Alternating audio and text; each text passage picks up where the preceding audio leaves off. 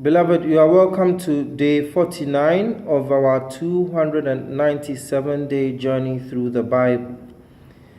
This is a reading for the 18th of February 2019, and today we'll be reading Joshua chapter 6, 7, 8, and 9, and we hope that you will stay with us till the end. Amen. Joshua chapter 6. Now Jericho was tightly shut up because of the Israelites. No one went out and no one came in. Then the Lord said to Joshua, See, I have delivered Jericho into your hands, along with its kings and its fighting men. March around the city once with all the armed men. Do this for 6 days. Have 7 priests carry trumpets of ram's horns in front of the ark. On the 7th day, march around the city 7 times with the priests blowing the trumpets. When you hear them sound a long blast on the trumpets, have all the people give a loud shout. Then the wall of the city will collapse and the people will go up, every man straight in. So Joshua son of Nun called the priests and said to them, Take up the ark of the covenant of the Lord and have 7 priests carry trumpets in front of it. And he ordered the people, Advance! March around the city with the armed guard going ahead of the ark of the Lord. When Joshua had spoken to the people, the 7 priests carrying the 7 trumpets before the Lord went forward, blowing their trumpets, and the ark of the Lord's covenant followed them. The armed guard marched ahead of the priests who blew the trumpets, and the rear guard followed the ark. All this time the trumpets were sounded, but Joshua had commanded the people, Do not give a war cry, do not raise your voices, do not say a word until the day I tell you to shout, then shout. So we had the ark of the Lord carried around the city, circling it once. And the people returned to camp and spent the night there. Joshua got up early the next morning, and the priests took up the ark of the Lord. The 7 priests carrying the 7 trumpets went forward, marching before the ark of the Lord, and blowing the trumpets. The armed men went ahead of them, and the rear guard followed the ark of the Lord, while the trumpets kept sounding. So on the 2nd day they marched around the city once and returned to the camp. They did this for 6 days. On the 7th day they got up at daybreak and marched around the city 7 times in the same manner, except that on that day they circled the city 7 times. The 7th time around, when the priest sounded the trumpet blast, Joshua commanded the people, Shout, for the Lord has given you the city. The city and all that is in it are to be devoted to the Lord. Only Rahab the prostitute and all who are with her in her house shall be spared, because she hid the spies we sent. But keep away from the devoted things, so that you will not bring about your own destruction by taking any of them. Otherwise you will make the camp of Israel liable to destruction and bring trouble in it. All the silver and gold and articles of bronze and iron are sacred to the Lord and must go into his treasury. When the trumpet sounded, the people shouted.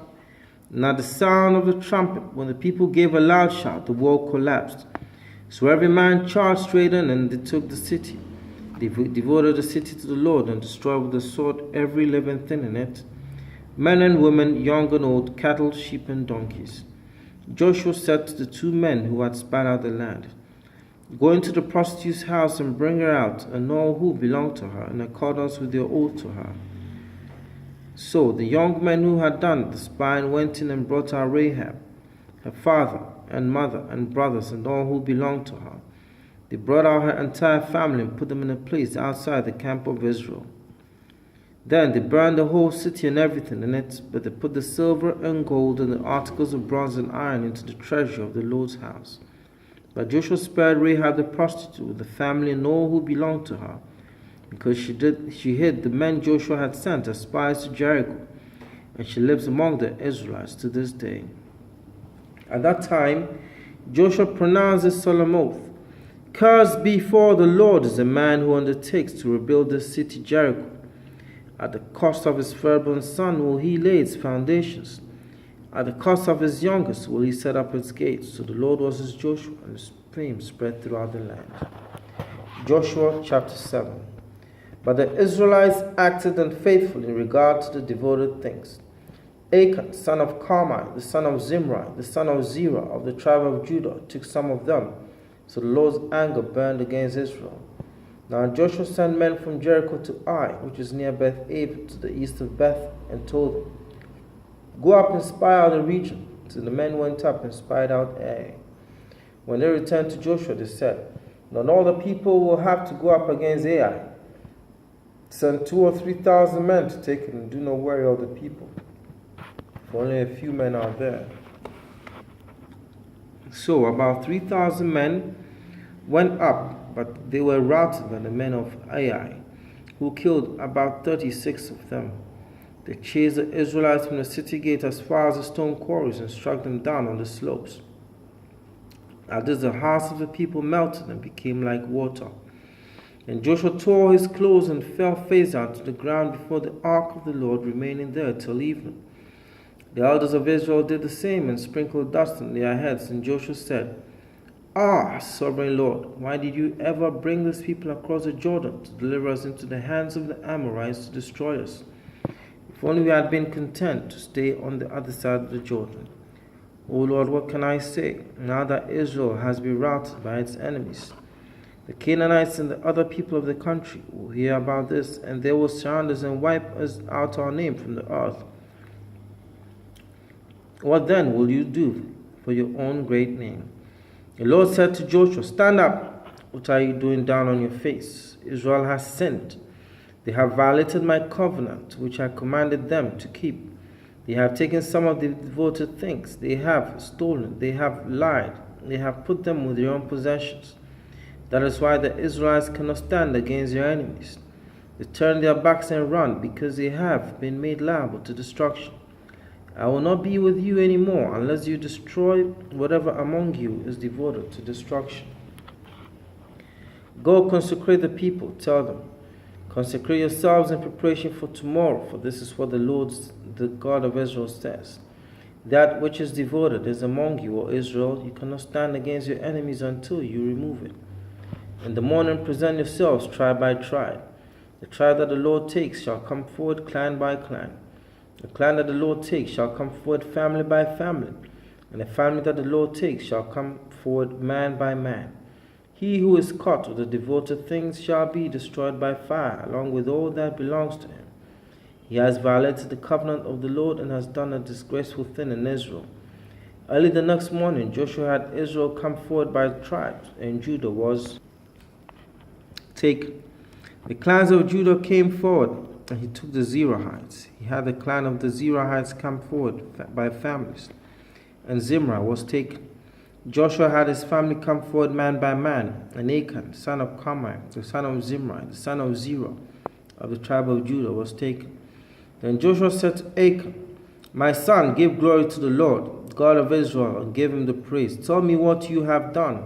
Do not hide it from me." Achan replied, "It is true. I have sinned against the Lord, the God of Israel. This is what I have done. When I saw in the plunder a beautiful robe from Babylonia, 200 shekels of silver and a wedge of gold weighing 50 shekels, I coveted them and took them. They are hidden in the ground inside my tent with the silver underneath." So Joshua sent messengers, and they ran to the tent, and there it was, hidden in his tent with the silver underneath. They took the things from the tent, brought them to Joshua and all the Israelites, and spread them out before the Lord. Then Joshua, together with all Israel, took Achan son of Zerah, the silver, the robe, the gold wedge, his sons and daughters, his cattle, donkeys, and sheep, his tent, and all that he had, to the valley of Achor. Joshua said, "Why have you brought this trouble on us? The Lord will bring trouble on you today." Then all Israel stoned them, and after they had stoned the rest, they burned them. Over Achan they heaped up a large pile of rocks, which remains to this day. And the Lord turned from his fierce anger. Therefore that place has been called the Valley of Achor ever since. Joshua chapter 8. Then the Lord said to Joshua, "Do not be afraid, do not be discouraged. Take the whole army with you and go up and attack Ai. For I have delivered into your hands the king of Ai, his people, his city, and his land. You shall do to Ai and his kin as you did to Jericho and its kin, except that you may carry off their plunder and livestock for yourselves. Set an ambush behind the city." So Joshua and the whole army moved out to attack Ai. He chose 30,000 of his best fighting men and sent them out at night with these orders. Listen carefully. You are to set an ambush behind the city. Don't go very far from it. All of you be on the alert. I and all those with me will advance in the city, and when the men come out against us, as they did before, we will flee from them. They will pursue us until we have lured them away from the city, for they will say, they are running away from us as they did before. So when we flee from them, you are to rise up from ambush and take the city. The Lord your God will give it into your hand. When you have taken the city, set it on fire. Do what the Lord has commanded. See to it you have my orders. Then Joshua sent them off, and they went to the place of ambush and lay in wait between Bethel and Ai, to the west of Ai. But Joshua spent that night with the people. Early the next morning, Joshua mastered his men, and he and the leaders of Israel marched before them to Ai. The entire force that was with him marched up and approached the city and arrived in front of it. They set up camp north of Ai, with a valley between them and the city. Joshua had taken about 5,000 men and sent them in ambush between Bethel and Ai, to the west of the city. They had the soldiers take up their positions, all those in the camp to the north of the city, and the ambush to the west of it. That night Joshua went into the valley. When the king of Ai saw this, he and all the men of the city hurried out early in the morning to meet Israel in battle at a certain place overlooking the Arabah. But he did not know that an ambush had been set against him behind the city. Joshua and all Israel let themselves be driven back before them, and they fled toward the desert. All the men of Ai were called to pursue them, and they pursued Joshua and were lured away from the city. Not a man remained in Ai or Bethel who did not go after Israel. They left the city open and went in pursuit of Israel. Then the Lord said to Joshua, hold out toward Ai the javelin that is in your hand, for into your hand I will deliver the city. So Joshua held out his javelin toward Ai. As soon as he did this, the men in the ambush rose quickly from their position and rushed forward. They entered the city and captured it, and quickly set it on fire. The men of Ai looked back and saw the smoke of the city rising against the sky, but they had no chance to escape in any direction. For the Israelites who had been fleeing to the desert had turned back against their pursuers. For when Joshua and all Israel saw that the ambush had taken the city, and that smoke was going up from the city, they turned around and attacked the men of Ai. And the men of the ambush also came out of the city against them, so that they were caught in the middle with Israelites on both sides. Israel cut them down, leaving them neither survivors nor fugitives. But they took the king of Ai alive and brought him to Joshua. When Israel had finished killing all the men of Ai in the fields and the desert where they had chased them, and when every one of them had been put to the sword, all the Israelites returned to Ai and killed those who were in it. 12,000 men and women fell that day, all the people of Ai.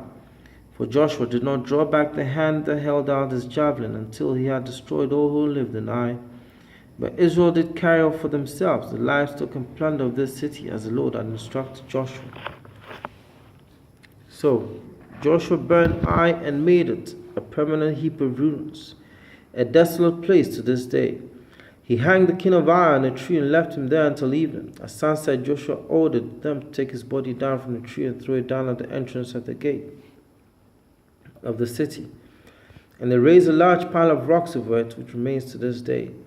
Then Joshua built on Mount Ebal an altar to the Lord, the God of Israel, as Moses, the servant of the Lord, had commanded the Israelites. He built it according to what is written in the book of the law of Moses, an altar of uncut stones on which no iron tool had been used. On it they offered to the Lord burnt offerings and sacrificed fellowship offerings. There in the presence of the Israelites, Joshua copied on the stones the law of Moses which he had written. All Israel, aliens and citizens alike, with their elders, officials, and judges, were standing on both sides of the ark of the covenant of the Lord, facing those who carried it, the priests who were Levites. Half of the people stood in front of Mount Gerizim, and half of them in front of Mount Ebal, as Moses, the servant of the Lord, had formerly commanded them, when he gave instructions to bless the house of the people of Israel. Afterward, Joshua read all the words of the Lord, the blessings and the curses, just as it is written in the book of the law. There was not a word of all that Moses had commanded that Joshua did not read to the whole assembly of Israel, including the women and children, the aliens who lived among them. Joshua chapter 9. Now when all the kings west of the Jordan heard about these things, those in the hill country, in the western foothills, and along the entire coast of the Great Sea as far as Lebanon, kings of the Hittites, Amorites, Canaanites, Perizzites, Hivites, and Jebusites, they came together to make war against Joshua and Israel. However, when the people of Gibeon heard what Joshua had done to Jericho and Ai, they resorted to a ruse. They went as a delegation whose donkeys were loaded with worn-out sacks and old wineskins, cracked and mended. The men put worn and patched sandals on their feet and wore old clothes. All the bread of their food supply was dry and moldy. Then they went to Joshua in the camp at Gilgal and said to him and the men of Israel, "We have come from a distant country. Make a treaty with us." The men of Israel said to the Hivites, "But perhaps you live near us. How then can we make a treaty with you?" "We are your servants," they said to Joshua. But Joshua asked, "Who are you and where do you come from?" They answered, "The servants have come from a very distant country because of the fame of the Lord your God. For we have heard reports of him, all that he did in Egypt, and all that he did to the two kings of the Amorites east of the Jordan, Sihon king of Heshbon and Og king of Bashan, who reigned in Ashtaroth. And our elders and all those living in our country said to us, 'Take provisions for your journey. Go and meet them and say to them, We are your servants. Make a treaty with us. This bread of ours was warm when we packed it at home on the day we left to come to you. But now see how dry and moldy it is. And these wineskins that we filled were new, but see how cracked they are. And our clothes and sandals are worn out by the very long journey.' The men of Israel sampled their provisions, but did not inquire of the Lord. Then Joshua made a treaty of peace with them to let them live, and the leaders of the assembly ratified it by oath. 3 days after they made the treaty with the Gibeonites, the Israelites heard that there were neighbors living near them. So the Israelites set out on the third day, came to their cities, Gibeon, Kephirah, Beeroth, and Kiriath Jearim. But the Israelites did not attack them, because the leaders of the assembly had sworn an oath to them by the Lord, the God of Israel. The whole assembly grumbled against the leaders, but all the leaders answered, "We have given them our oath by the Lord, the God of Israel, and cannot touch them now. This is what we will do to them. We will let them live, so that wrath will not fall on us for breaking the oath we swore to them." They continued, "Let them live, but let them be woodcutters and water carriers for the entire community." So the leaders' promise to them was kept. Then Joshua summoned the Gibeonites and said, "Why did you deceive us by saying, 'We live a long way from you,' while actually you live near us? You are now under a curse. You will never cease to serve as woodcutters and water carriers for the house of my God." They answered Joshua, "The servants were clearly told how the Lord your God had commanded his servant Moses to give you the whole land and to wipe out all its inhabitants from before you. So we feared for our lives because of you. And that is why we did this. We are now in your hands. Do to us whatever seems good and right to you." So Joshua saved them from the Israelites, and they did not kill them. That day he made the Gibeonites woodcutters and water carriers for the community, and for the altar of the Lord at the place the Lord would choose. And that is what they are to this day. Beloved, 2 Timothy 3:16 and 17 says that all scripture is inspired by God and is good for correction, for teaching, for rebuking, for training in righteousness, and for equipping the servant for all good works. Beloved, I believe every word you have listened to today will benefit you immensely. Amen.